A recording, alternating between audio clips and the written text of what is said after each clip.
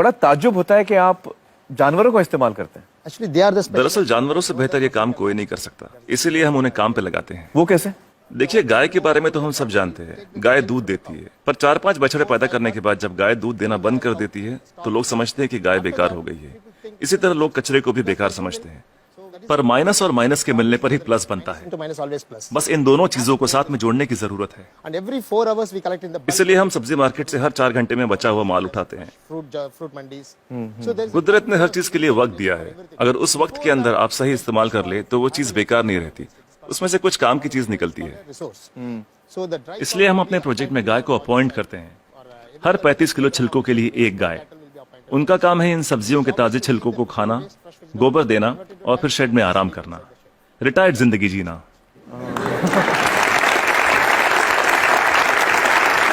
within 8 hours time. सिर्फ 8 घंटे में सारा कचरा घट के गोबर के रूप में 1/4 हो जाता है, The entire waste. और इस गोबर में काफी मात्रा में ईंधन वाली मीथेन गैस Once होती the है। dung comes out. हम तुरंत गोबर को बायोडाइजेस्टर में डाल देते हैं, इसमें से मीथेन गैस निकल जाती है और हमें बिना मीथेन के गोबर का एक घोल मिलता है। Methane free cow dung slurry will come out. Immediately इसको हम तुरंत केचुओं के हवाले कर देते हैं। eaten by them and just केचुए उसे खा लेते हैं और उनके पेट से जो बाहर आता है उसे कहते हैं vermi cast. that's called vermicast. ये दुनिया की सबसे बेहतरीन खाद होती है। दुनिया की सबसे बेहतरीन खाद। इसे ब्लैक गोल्ड या काला सोना भी कहा जाता है। It can be directly. खेती के लिए बहुत अच्छा है। अगर बैक्टीरिया वाले तरीके से खाद बनाएं तो इसमें 45 दिन लग जाते हैं। और यहाँ देखिए, सोमवार की सुबह 6 बजे माँ सब्जियां काटती है, 9 बजे गाड़ी आकर उसका बचा हुआ हिस्सा ले जाती है, 10:30 बजे हम वो गाय को दे देते हैं, शाम 6 बजे तक गोबर निकल आता We are है। getting the cow dung ready. Put in biodigester में गोबर से मीथेन निकाल ली जाती है और उसका घोल बचता है, उसे केचुए खा लेते हैं और तीसरे दिन सुबह तक यानी 72 घंटों से भी कम समय में ब्लैक गोल्ड मिल जाता है। खाद बनाने का ये दुनिया का सबसे तेज तरीका है, कोई मशीनें काम नहीं कर पाएगी, वो भी बिजली का इस्तेमाल किए बिना। Amazing, amazing. देखिए, आपके पास जो मोबाइल फोन है, चार्ज न करो तो बेकार है, टेक्नोलॉजी फेल हो जाती है, लेकिन गाय जो भी खाती है उससे एनर्जी बनाकर हमें देती है और गाय को रोज चार्ज भी नहीं करना charging पड़ता। the cow every day. और दूसरे जानवरों का इस्तेमाल कैसे होता है? मसलन मुर्गियां क्या करती हैं? जो सड़ी गली चीजें गाय को नहीं दे सकते उसे हम सीधा कॉम्पोस्ट पिट में डाल देते हैं, पर वहां उसमें मैगेट्स पैदा हो जाते हैं। Will come out. मैगेट्स मतलब वो छोटे छोटे कीड़े। छोटे कीड़े, ये कीड़े मुर्गियों को बहुत पसंद हैं, चुन चुन के खा लेती हैं और बदले में अगले दिन सुबह बेहतरीन अंडे देती हैं। जो लोग कीड़ों को देखकर मुंह बनाते हैं वो अगली सुबह उन अंडों से बने ऑमलेट को बड़े मजे लेकर खाते हैं। No technology can do this. कोई टेक्नोलॉजी, कोई मशीन ये नहीं कर पाएगी। No machine in the world. दुनिया में ऐसी कोई मशीन नहीं बनी जो कीड़े खाए और अंडे दे।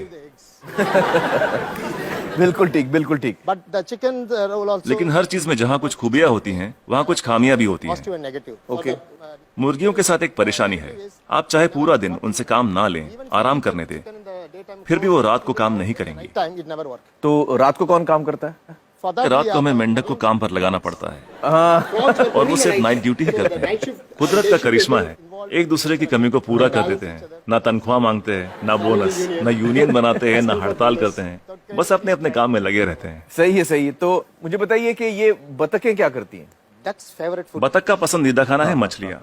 अब मछली बाजार का कचरा म्यूनिसिपैलिटी के लिए सरदर्द होता है, पर वही मछलियाँ बतख के लिए दावत हैं।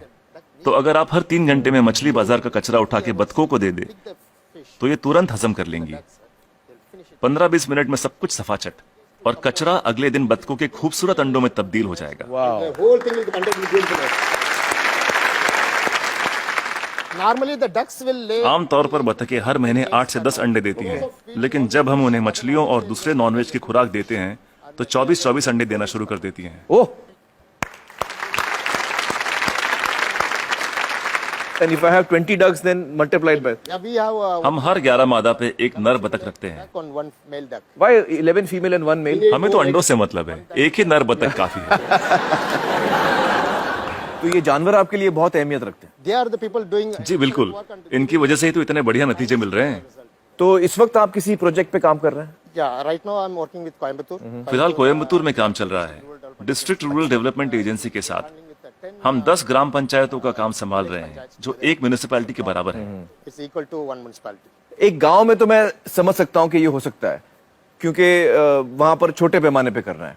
लेकिन अगर बड़े पैमाने पे करना है, जैसे किसी शहर में करना है, आपका जो तरीका ये मुमकिन है? बड़ी म्यूनिसिपैलिटियों की दिक्कत ये है कि शहरों में जगह कम होती है, पर हमें कचरे को 100 किलोमीटर दूर ले जाने की जरूरत नहीं। ये काम हर वार्ड में होना चाहिए, इसलिए डिसेंट्रलाइज मेथड अपनाना बहुत जरूरी है। छोटे छोटे स्तर पर करना चाहिए। Decentralize method.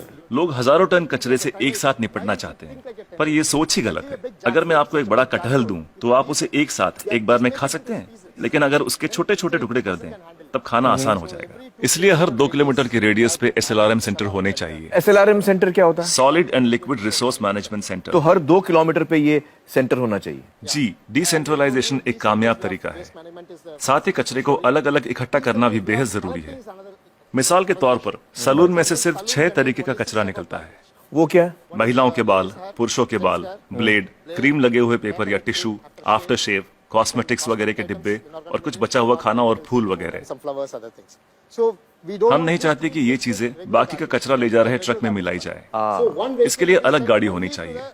जैसे मुंबई में करीब 2000 सलून्स होंगे, 2000 saloons. एक गाड़ी सब जगह घूम के ले लेगी। हर इलाके के लिए एक छोटी गाड़ी। हाँ, अलग अलग एरिया के लिए अलग अलग गाड़ियां होंगी। हाँ। जी, सिर्फ सलून के लिए। दिन खत्म होने से पहले सब बिक जाएगा। आज की तारीख में दुनिया का सबसे कीमती कचरा है महिलाओं के बाल।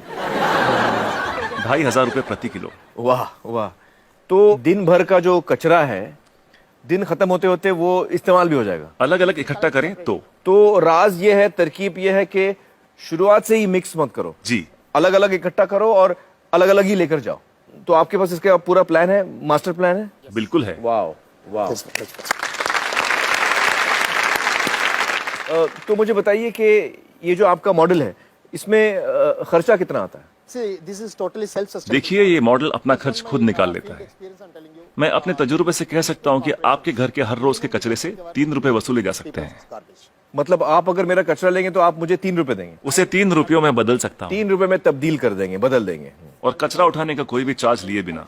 तो मुझे बताइए कि अगर मुंबई जैसे शहर की जिम्मेदारी आपको दी जाए कि इसको आप साफ कर दीजिए, तो आपको कितना समय लगेगा, कितना वक्त लगेगा आपको? कम से कम 18 महीने। मतलब 1.5 साल। तो मतलब 1.5 साल में आप मुंबई की काया पलट कर सकते हैं। Yes. जी, बिल्कुल कर सकते हैं।